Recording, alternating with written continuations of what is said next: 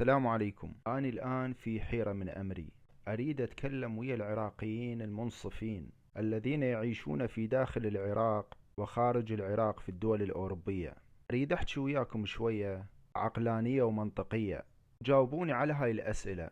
أنا طالع من العراق من 2010، وهسه أني هاي قدامكم بالعراق. الأشياء الحلوة اللي جاي أشوفها جاي أنقلها إلكم. هاي قدامكم الكاميرا، هاي المنصور الكرادة، والله هاي بغداد.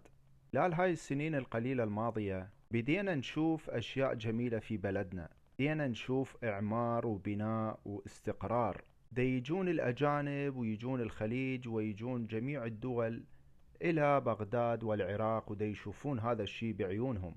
وأني واحد من عندهم، دا أشوف ودا أصور، دا أطلع هاي الإيجابيات إلكم. وين الخطأ بالموضوع؟ ليش انتو تسبوني؟ ليش انتو تتجاوزون علي؟ أنا أحب أطلع كل شيء إيجابي في بلدي. بلدنا جاي يزدهر. لا توقفون وياي، وقفوا ويا بلدكم.